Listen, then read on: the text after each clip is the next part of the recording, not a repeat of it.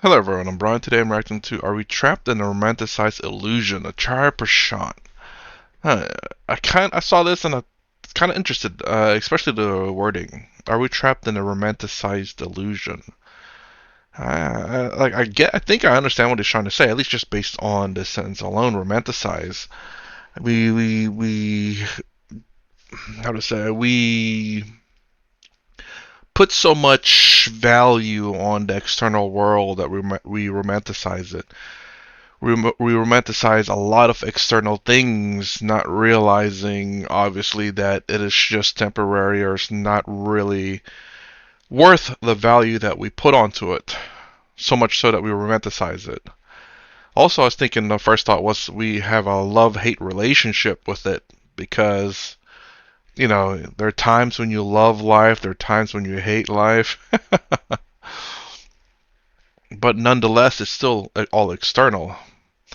And of course, the illusion is that the life that we live is Maya, an illusion itself. So that's really not the explanation. That illusion itself is not the word that attracted me to this video, but the romanticized part. That's when trapped by romanticize. Trapped by romanticize is the wording that really got me, not the illusion part. I understood it as Maya, and I get that. But why are we romanticizing it? Are we doing that? And trapped by the romanticization of this illusion that we are in. So that's what really got me into it. So, are we romanticizing this world? I think so. Um, and are we trapped by it? I think, yeah.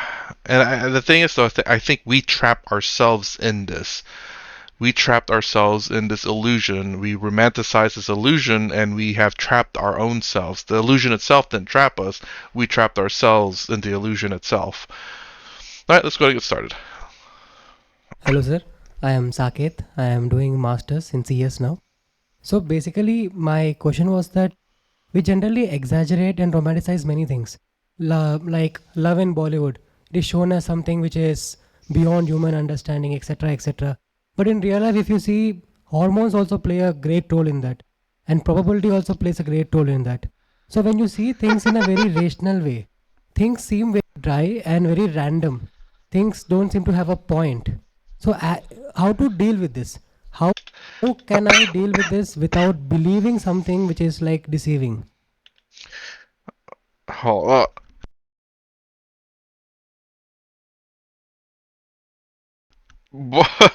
I mean, uh, it's kind of funny. He really broke it down to logical thinking, where romance is chemical reactions, which is very true.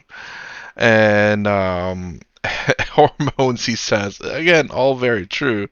And it says it seems all very dry. Well, yeah, and that's for sure. Let's see what else he has to say. I thought that was kind of funny. It's like all this it's I think I think the way things are presented in the video is always going to be extra because people want to feel that way. And sometimes people have experienced that feeling and they want to get that back again. So it's either they want to feel that way or they've experienced it and they want it again.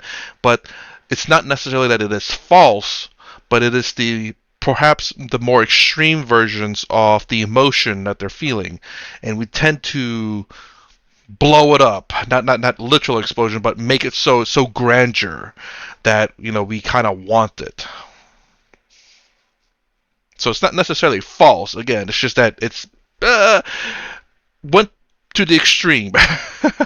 It's not impossible to achieve. It has been achieved. It's just that not very many people achieve that kind of level of emotion or not attachment, but you could say attachment, but emotion or excitement or loyalty or courage or whatever it is. This next level of courage, love, excitement always is going to be blown up in the big screen because that's what is exciting because it's not something that we get every day. And yeah, He kind of boiled it down to chemical reactions stuff, which is still true.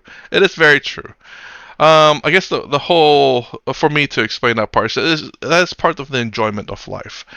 If you really want to boil it down to chemical reactions, and I wouldn't say luck per se, because I wouldn't doubt that the attractions of two people is not luck necessarily, but it is a lot of effort. I don't like using the word luck. To me, that's another deity, because people are saying, well, I guess you're lucky. So there's this outside force that's throwing their whatever at you, and all of a sudden you roll good, you roll bad, you hit the jackpot, maybe you don't hit the jackpot, maybe you miss a thing, and maybe you hit a thing. You hit a car, miss a car because you got lucky or you got unlucky. There's this other deity called luck that's like swinging his luck mace and hitting people, and either they're giving them good or bad luck. But it plays a lot more into what you do, the actions you take. Obviously, that plays into what you do to yourself. Like if you make sure that you're physically fit, that you're exercising, you're healthy, you're going to increase your chance of attracting someone. And then it's a matter of how forward, not forward, maybe how much you go out to seek a mate. So it's not luck. I don't like that word luck because people are there for a reason. Whether it's just roaming around because they don't know what else to do, or because they had to go to the grocery store and just so happened to be walking by. Because that's, oh, not so happened to be, but because that's the path they take to go to the grocery store. It's not like, oh, I just decided to take this path. Anyways. The problem is that belief and dreams and delusions are juicy, but reality is dry.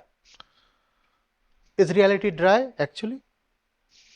I think so. I It mean, can be. everything seems so random.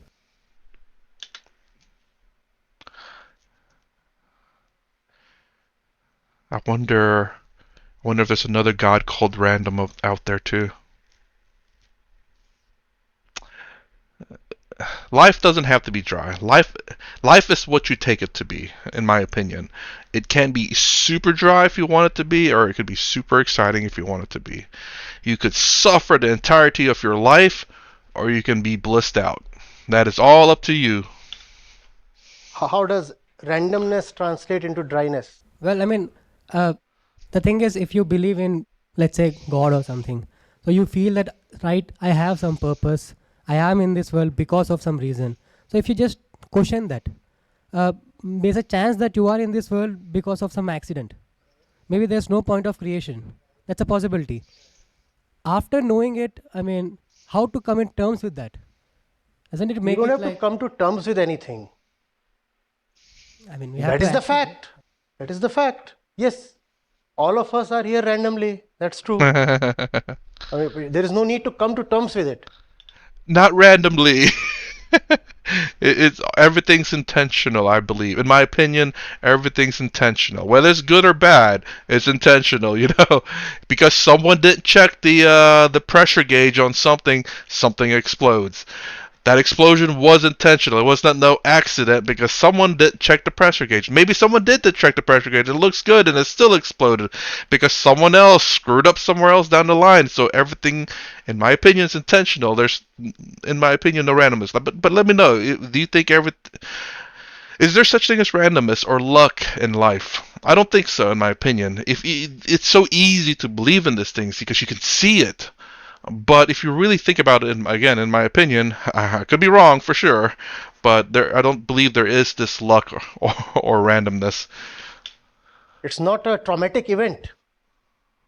It is the fundamental reality. Hmm? But how does that make things dry? I'm interested in that. No kidding. Well, the thing is, we always think that there is some purpose, some greater purpose, X, Y, Z. Yeah, the And purpose is to rid yourself of delusions.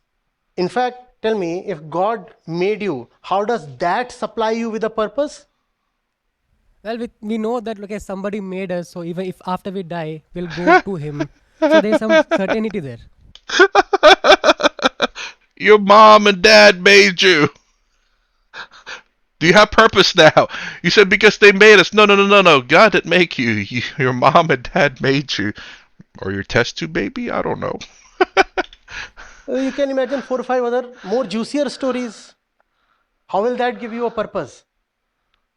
Life will keep telling you that all your stories are nonsensical. Life has a way. of bringing you back to reality.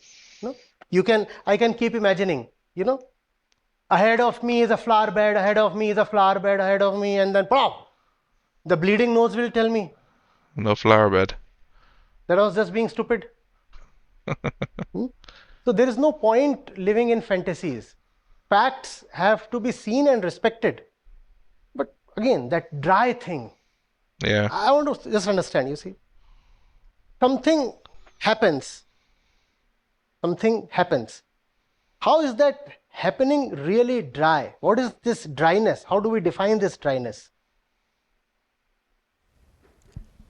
Well, like if you believe in the Bollywood version or very romantic form of like love, it just feels, I mean, it sort of feels very amazing. So when you say that, no, Hmm. this is, No, it doesn't feel amazing. It feels amazing only when you are unconscious. When you are conscious, it feels nauseating. Feels nauseating. How do you feel today looking at the 80s and 90s mainstream Hindi flicks? I'm talking of the romantic ones. How do you feel today? Huh? Cringe. Come on, there's got to be some good ones, right? Even in America, like, there's a whole bunch of terrible movies in the 80s and 90s, but there's certainly some good ones. Because as a generation, you are actually much more conscious today. You look at them and you say, what shit is this? Especially when the girls would look at those flicks. They would be angered by the portrayal of women. What? But if you have someone who is still in the 80s, 90s mindset, he might still go gooey looking at those, great romance.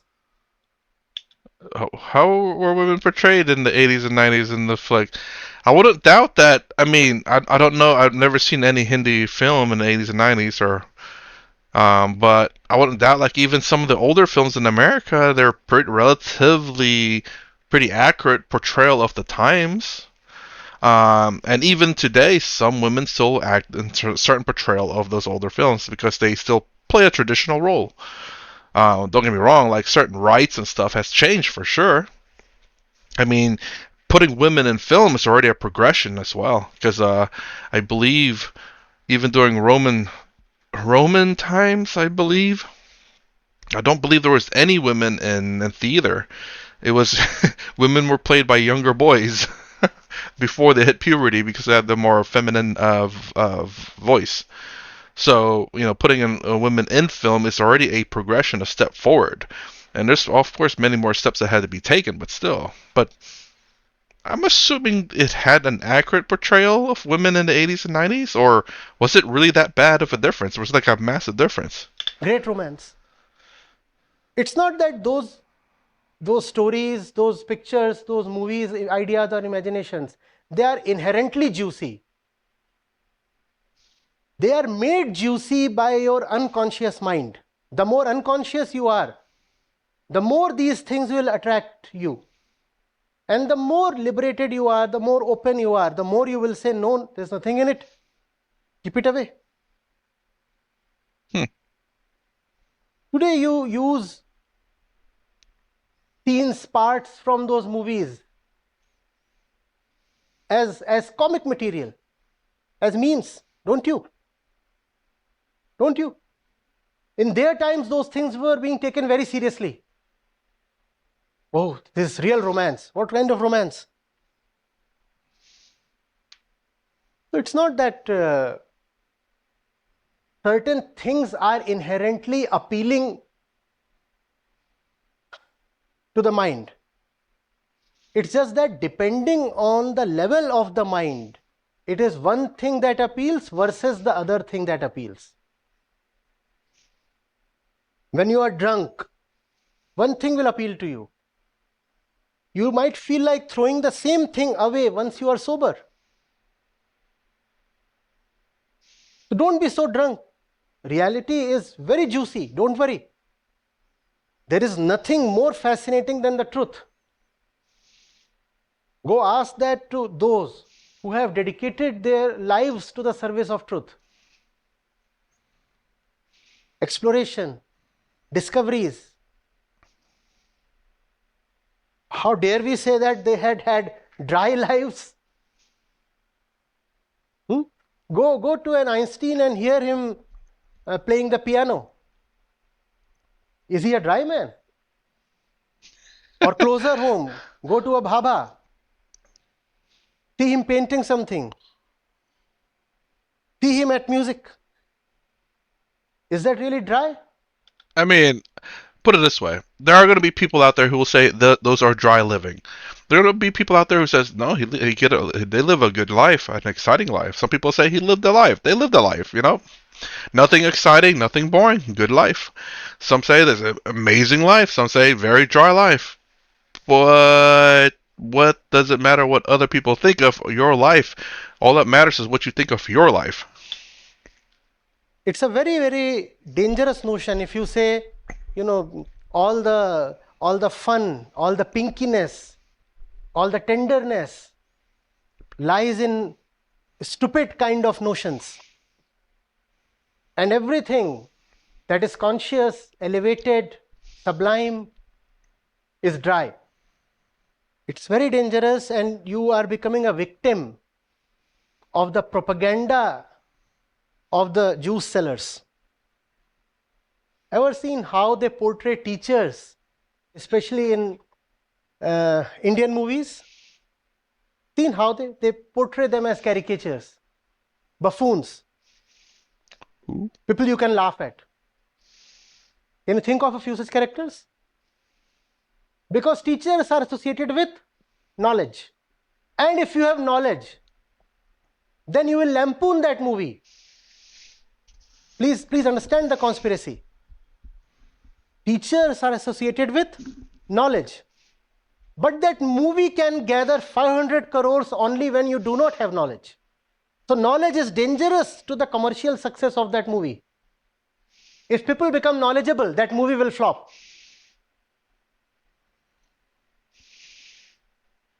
So it's some kind of filmmaker's revenge on knowledge that he will show the scientist or the teacher in a very unfair way.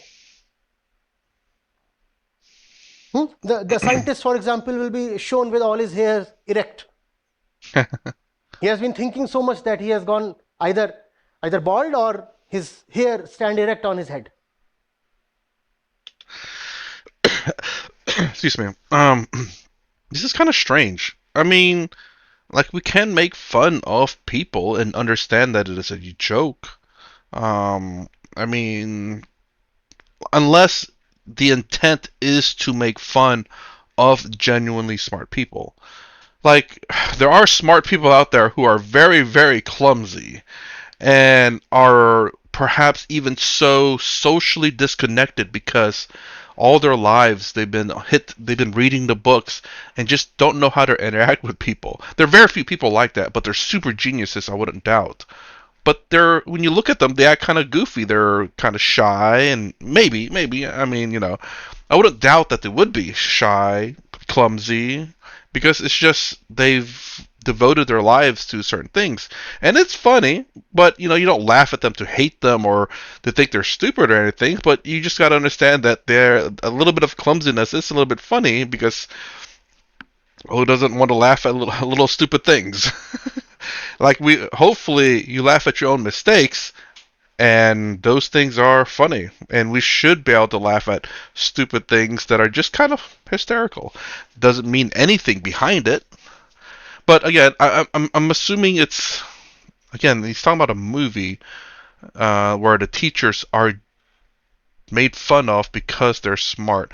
So I'm wondering if there is a propaganda to this film that is intended to turn the audience against education, or at the very least the teachers.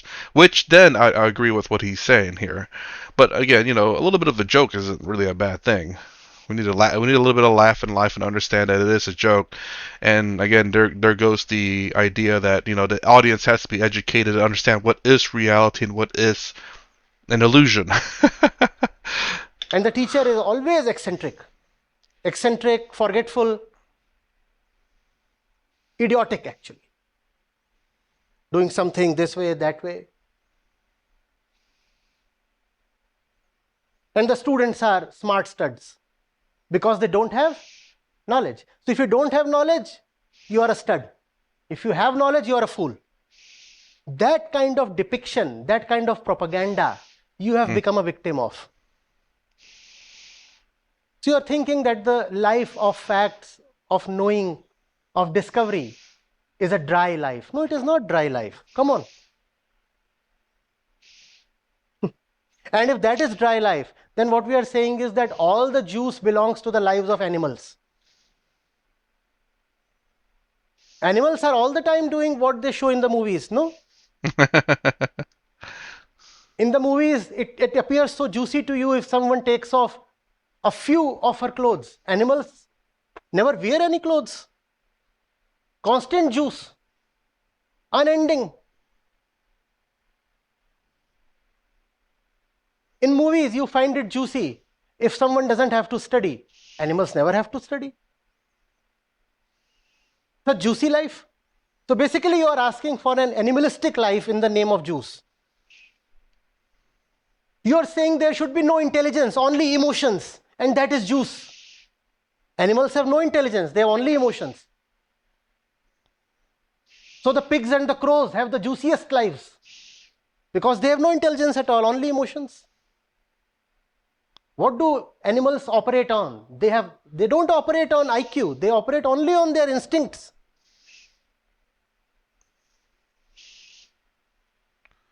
You want that kind of life?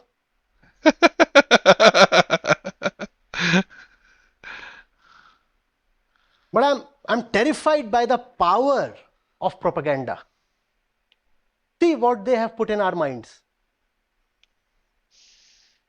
And if this remains in our minds, it will be very difficult to develop academically, intellectually, scientifically, artistically, spiritually.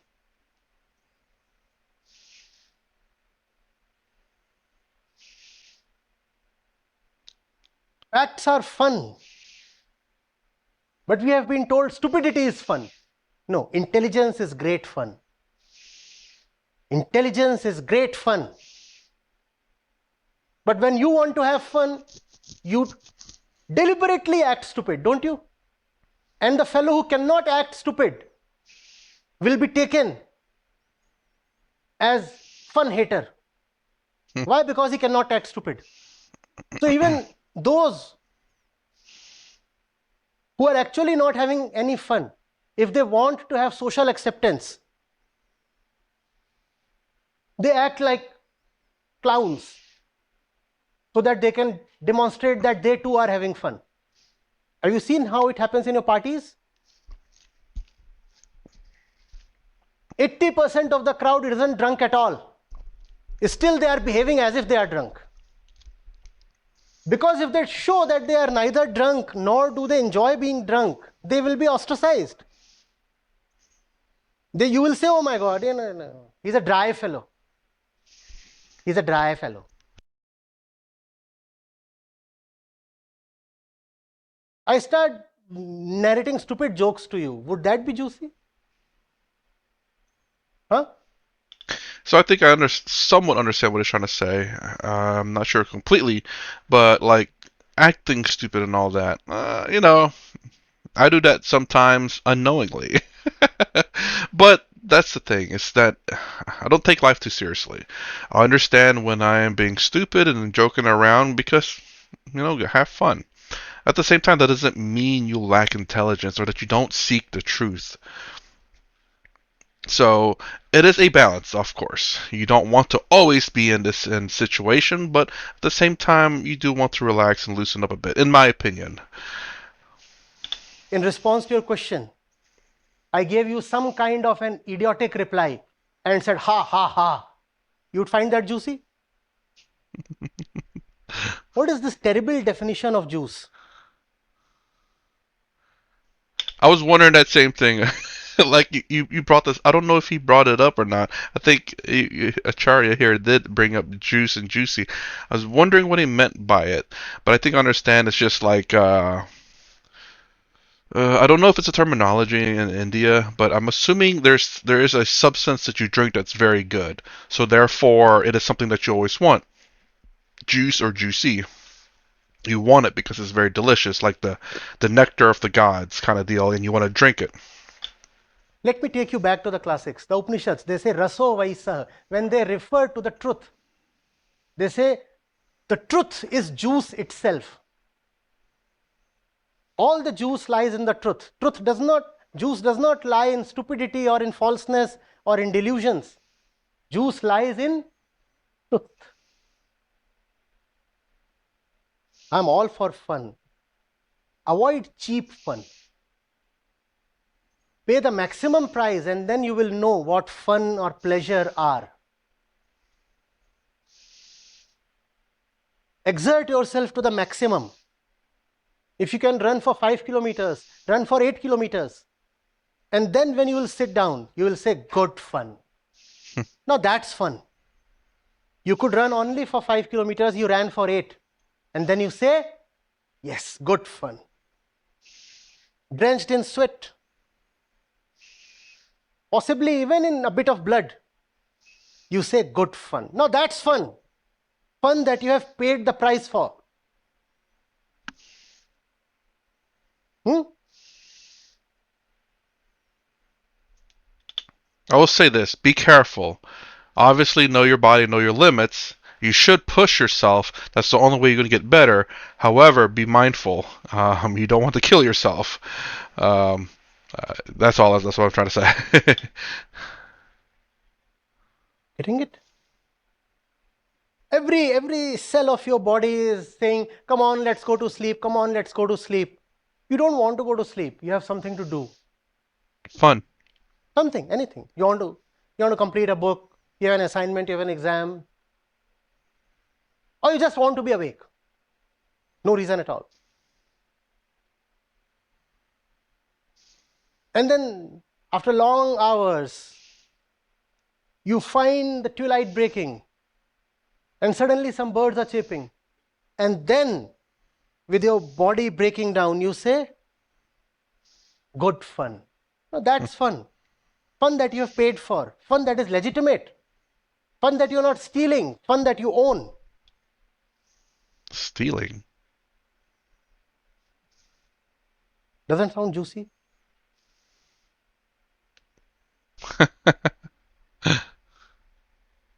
I speak on behalf of all those who have been the jewels of humanity and yet have been terribly wronged by us.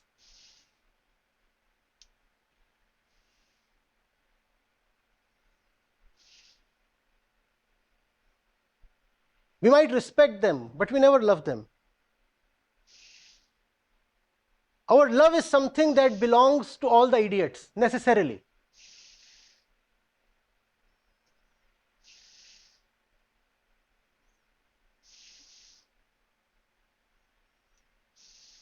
I love the scientist. I respect the scientist. I respect the scientist, but love the dog. What is this dichotomy between respect and love? Why can't you love the one you respect? And if you can't love the one you respect, what does that tell you about your love and your respect? I'll share one anecdote. Maybe my choice of wording was wrong. So my Jija unfortunately passed away. So my mama and mommy, they both were of course very sad. My mommy believes in God. My mama doesn't. So the time which my mommy took to recover from that was way faster. She felt randomly that maybe God has took him from me because he would be in a better place. My mama doesn't believe. So in this aspect, what I have seen is that she believed a story, she believed a romantic version of God, and she came out of it quite quicker than my mama. So my main point was that All right. This is the floor. Literally the bottom. Actually the rock bottom. There are some rock pieces here. Right? If the gentleman here falls, how long will it take to recover? And compared to him, if I fall, I'll take longer to recover, right? Right, right. But to ensure this quick recovery, he will always have to sit right at the bottom. If you are anyway always living in a state of consciousness that's full of suffering, then more suffering doesn't hurt you that much.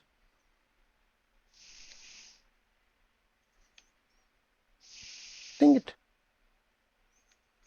Even suffering is some kind of displacement. You have to be, first of all, joyful in the initial sense to suffer later on. If I am never joyful, how can I suffer? If I am never joyful, how can I suffer? If I am sitting so low, it will take me no time to recover. Are you getting it? But that's too big a price to pay.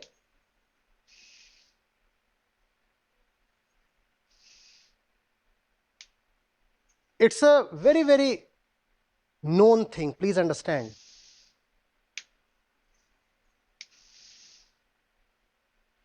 If you want to avoid suffering, stay in imaginations.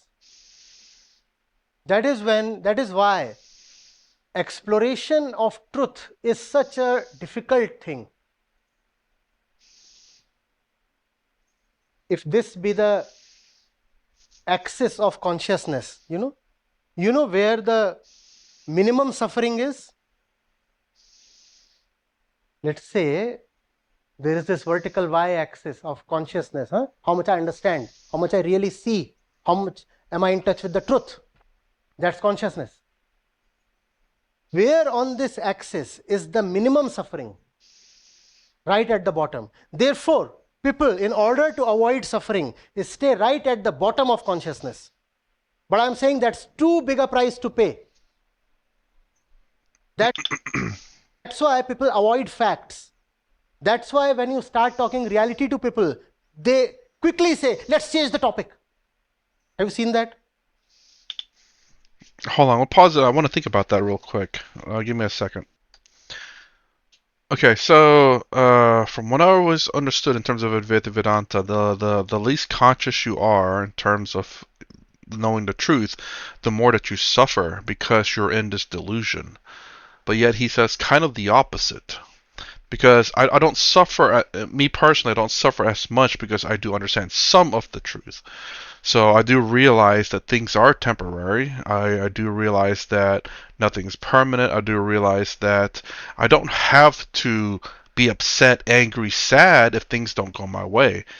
Because it doesn't have to go my way at all. I can manipulate it in such a way that it can go my way, or has a very high chance of going my way. Like for example, if I lock my car, no one, generally speaking, it's more difficult for people to steal it. But if I don't lock my car, then it's a lot easier. Terrible example. But it's essentially me actively doing something to make the situation better. So I understood that. Again, but at the same time, even if I lock my car, someone could still steal my car. I understand that. Nothing is necessarily 100%. Even if I do the most difficult locks on my car, if someone's willing and someone really wants it, they can still steal it.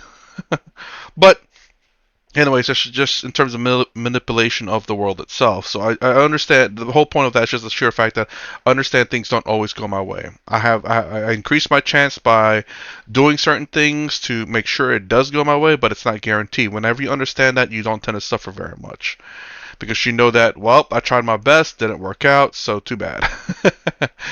But so that's knowledge about a life, the truth of reality. So I don't suffer, but it almost seems like what he's saying is that the more conscious you are, the more you suffer. The least conscious you are, the less you suffer.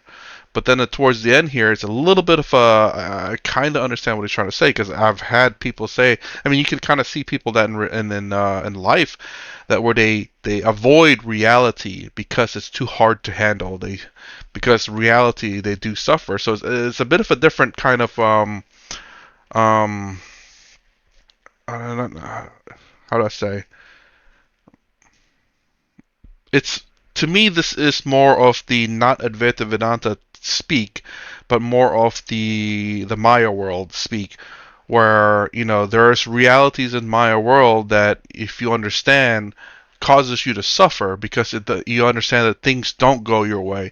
You try super hard, you gave it 110%, and you still failed the test. You stayed up all night studying for it, and you still failed the test.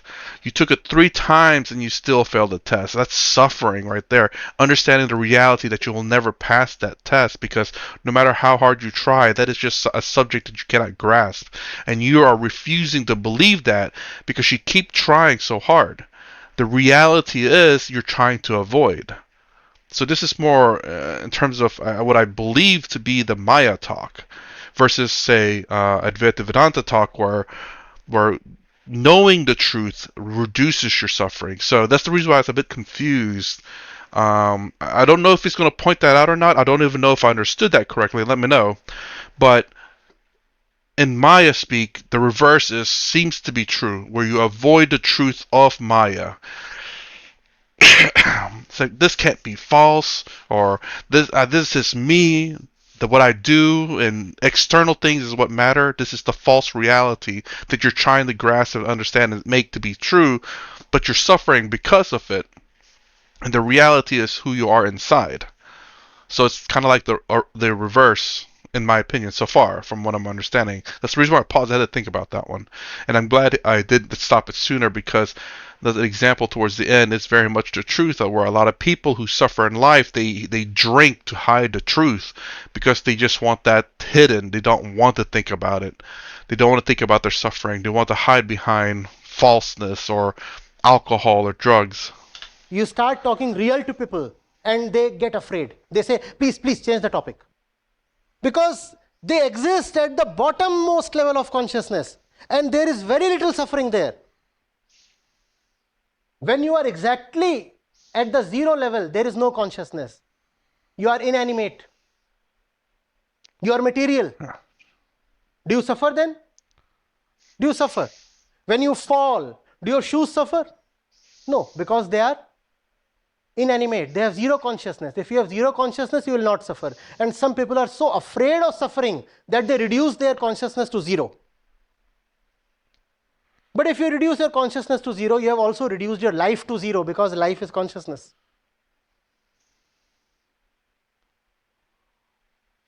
Are you seeing this?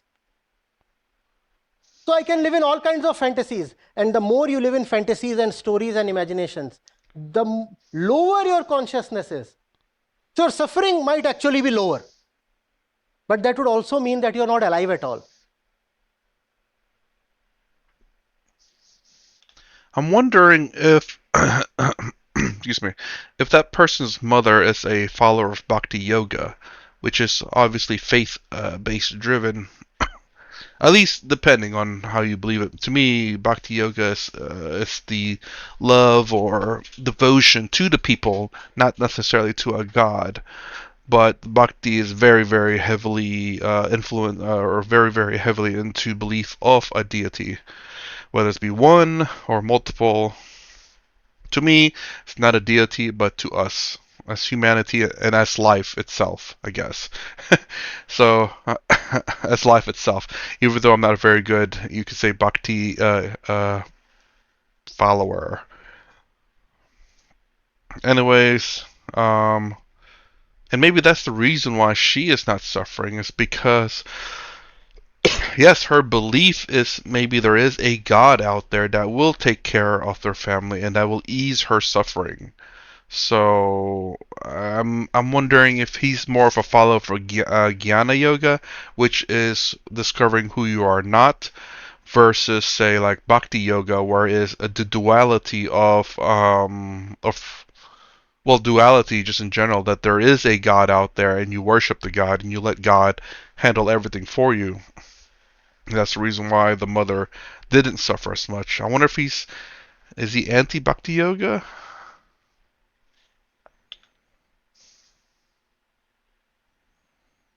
To students like you, that was like 12 years back, I once delivered a lecture and it was titled Awakening Begins with Suffering. Might be there on YouTube. Awakening begins with suffering. And therefore, most people do not want to awaken. Because if you awaken, you will suffer more. Lying at the bottom here, there is very little suffering. The more you awaken, the more you rise, the more you suffer. Greatness lies in willingly embracing this suffering. It is for cowards and idiots to say, I don't want to suffer, therefore I don't want to be conscious. It's really, really strange for him to say that. I can see this as, again, like I said, the opposite, or in terms of, or maybe the understanding of Maya itself, where to realize that this is not your true self can be suffering in Maya. To realize the truth that we are all one, or that perhaps maybe God does not exist, or that the world is false, can be very scary and could be very much suffering. But as far as I remember, Advaita Vedanta is supposed to be an end of suffering. So how does how does gaining more knowledge or intelligence in that supposed to give you more suffering when it's supposed to end it? So this is the reason why my understanding this is kind of be the reverse. Again, let me know. It's very strange. He definitely does uses different words and terminologies for things, and it could be a misunderstanding on my part. Wouldn't doubt that. So kind of like how he has consciousness and then full consciousness, I believe, and then there's this also in between, like ego, consciousness, and a full consciousness. I believe it's full consciousness. Whereas I believe most other the Swami Gurus that I follow, there is the ego and then there is consciousness. There's nothing in between the two. And sometimes he uses brain for consciousness, pure consciousness, pure consciousness. That's the word. So this could be another one of those things where I'm just misunderstanding, but I don't think so necessarily. But it could be just an example I'm not very familiar with, or perhaps the way he teaches. And again, the thing that makes the most sense to me is that this is more of a Maya understanding of the world, where you start to realize that Maya itself, the more understanding and intelligence you have, the more conscious you are of Maya, because Maya is an illusion, your illusion starts to break down, which can be terrifying for people. It could be frightening, could be suffering, and but it is a good thing because you become fully aware and conscious, which then you realize things and are no longer suffering. I don't know if suffering ends in terms of what he's trying to say here or not. Once you become fully conscious, to me, more understanding, at least for me, is not suffering at all. That's the reduction of suffering. When you realize things in life where things don't always go your way, you can only change yourself. You have no control over the exterior world. You can do what you can to make it the best possible for outcome for yourself, but it's not guaranteed. When you understand that, there's less suffering for me. Um, so it's I have to make sure that whenever I listen to certain things that they're in kind of categorically placed so that it makes sense. Where you have one here where he says the more conscious you are, the less suffering. But here you say that the more conscious you are, there's more suffering. How does that make two sense? How does both of those make sense when you until the way I looked at it, like I said, the Maya understanding where the reality of your life starts crumbling, which is fearful, suffering, tortures. Whereas in terms of Vedanta, the more conscious you are, the less suffering. So that's why I have those two kind of different categories, which makes perfect sense, depending on where you sit on in terms of understanding. I willingly want to embrace suffering. Good evening, sir. Uh, Sir, my question is a follow up to this question. You said that as consciousness rises, more and more suffering also rises. So, would not there be a limit to this? Like, when you would be at the highest conscious, The curve has an inflection point. It's not as if It goes suffering would infinitely. keep rising infinitely. Rises and then False. falls, peaks and then subsides. So this is how I understood it again. Like I kind of figured this part where once you get to this point, once you realize this false reality of your life and who you are crumbles, all there's left is the truth. Once you understand the truth, suffering ends and you become fully conscious or pure awareness, pure consciousness. Um, again, this is the reason why I love. Well, I hope I'm saying this right. Hinduism in general speak, or Advaita Vedanta, Hinduism maybe Advaita Vedanta. Not sure how to phrase it right, but anyways, there's multiple paths. So depending on your path that you take, you have different inflections. For me, the more conscious I am, the less I suffer.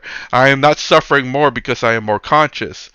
But there could be some people out there like that where they become more conscious and they are suffering like why is reality falling apart in front of me? But they have to keep going because either that's the path they chose, which I doubt. I think that's the path that they have to take because of how they see reality.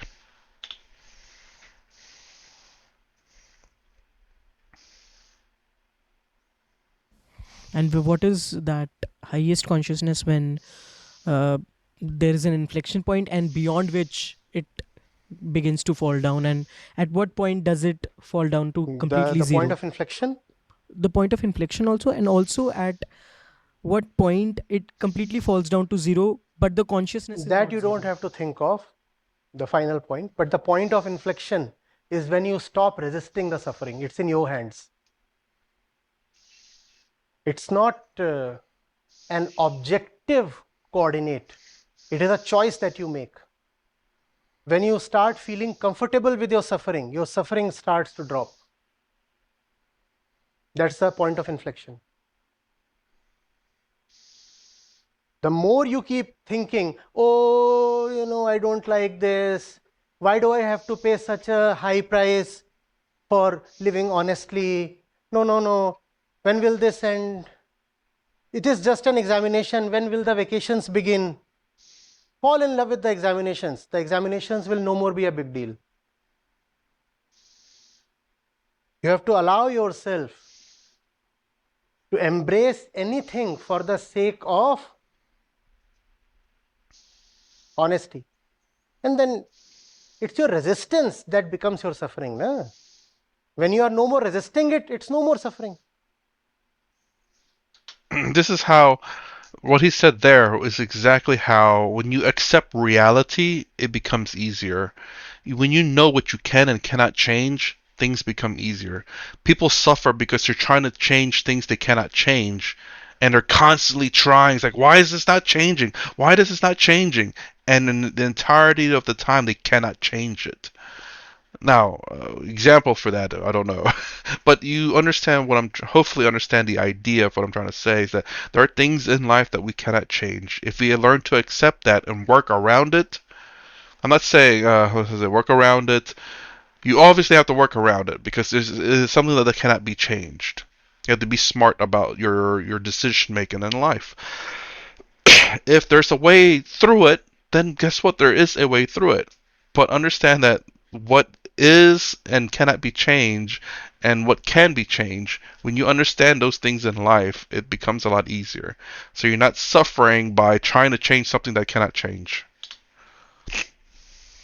Acknowledge it, accept it, surrender to it as early as possible. And you get the inflection.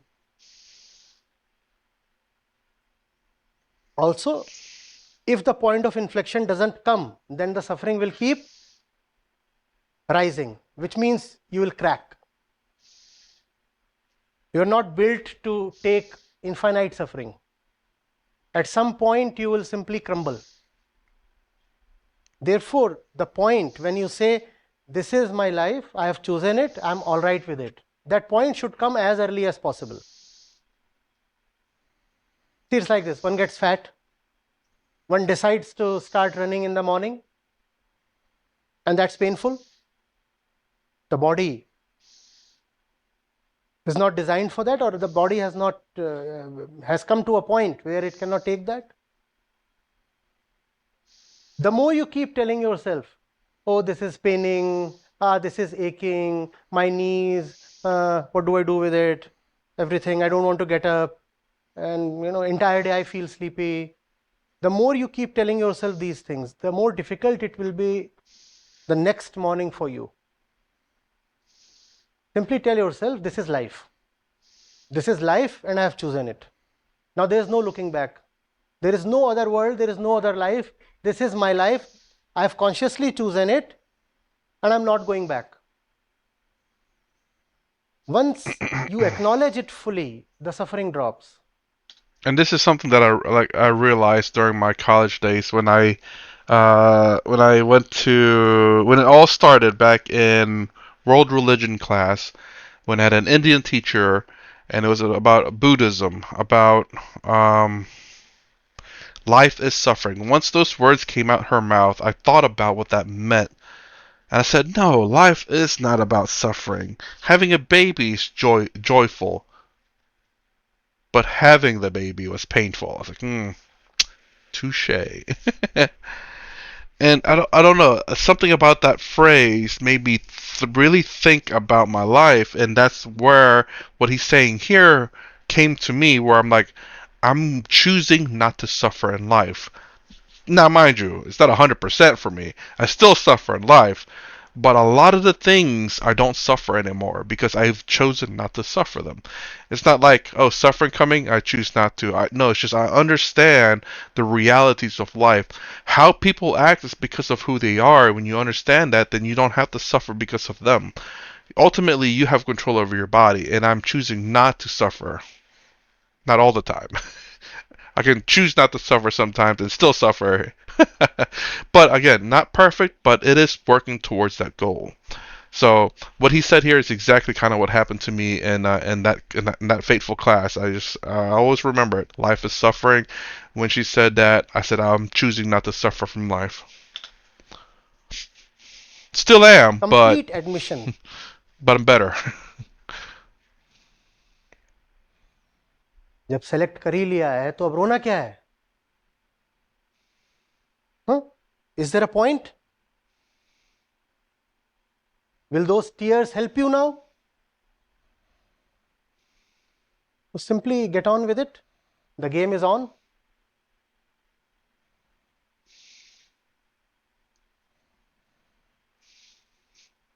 What we are saying actually is all suffering is more or less about cribbing. Stop cribbing, the suffering drops. The more you crib, the more the suffering continues. Just stop cribbing. Make the right choice and then be settled with it. Keep paying the price. The choice has been made. The price will have to be paid. I can't crib now. Cribbing is dishonesty.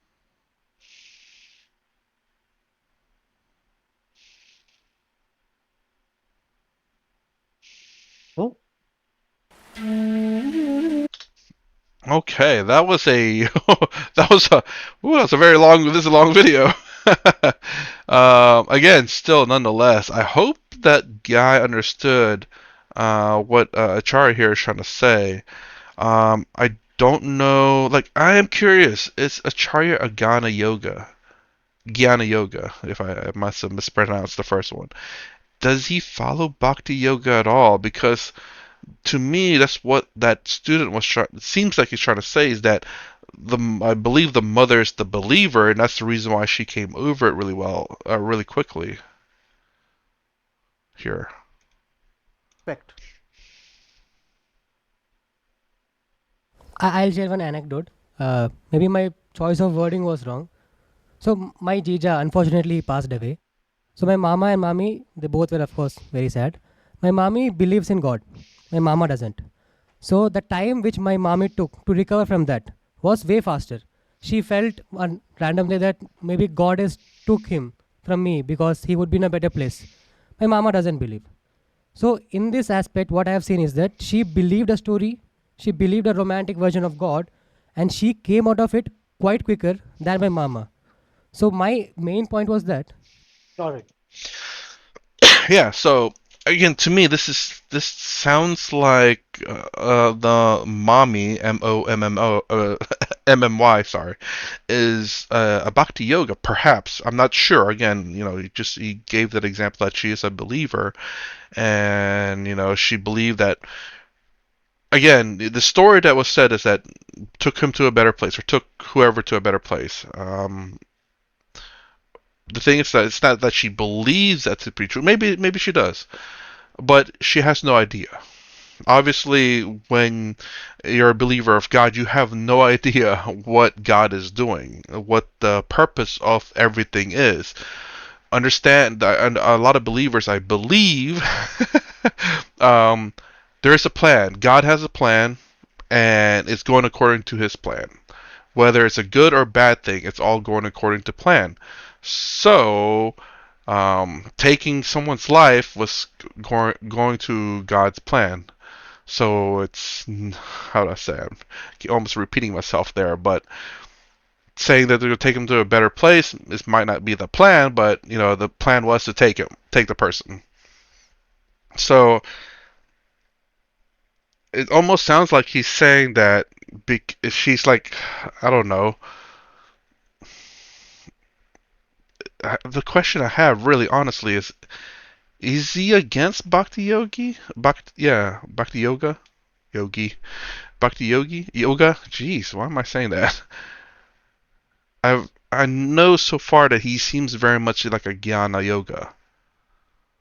Very much in the knowledge and intellect part, which is something I do like, honestly. That is because that is very much my realm. But at the same time, I understand the other aspects of karma, bhakti, and Raja Yoga. And much like Swami Sarvapriyananda has said, that a little bit of everything is actually really good.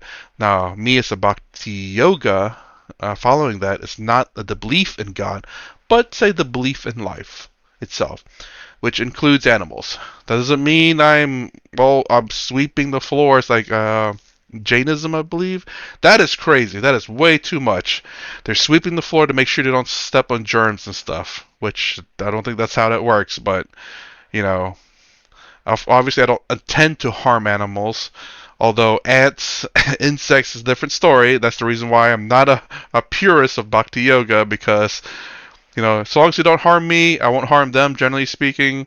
I'm cool. But obviously, ants are going to do what ants do, or insects are going to do whatever insects do. And if it gets in my way, in a sense, I will have to kind of stop that, as much as I don't really want to. Like, for example, if there's a wasp that ends up on a door frame and I have to keep opening and closing that door, eventually they're going to be annoyed by that and going to come after me. So I have to put an end to that. If they're on a window frame and they're not bugging me and they're not destroying the house, don't have a problem. I'll let them chill there. Perfectly fine. But I will say in the yard, sorry if I breathe on the mic there. I shouldn't have done that. But anyway, on the yard where you have to cut the grass, and I'm sorry, but I have to kick you out my yard. So again, not purist in the bhakti yoga, but I do try not to harm animals, obviously, um, or insects for the most part. But there are certain things. Again, I'm never gonna ever claim I'm gonna be perfect. Not at all. If I ever say I'm perfect, I'm lying. I am perfect, by the way, so okay. Alright, anyways, that's my reaction to Are We Trapped by a Romanticized Illusion by Acharya Prashant. If you like my content, please consider subscribing, thumbs up, the sound down below. Thanks for watching. I will see you in the next vid.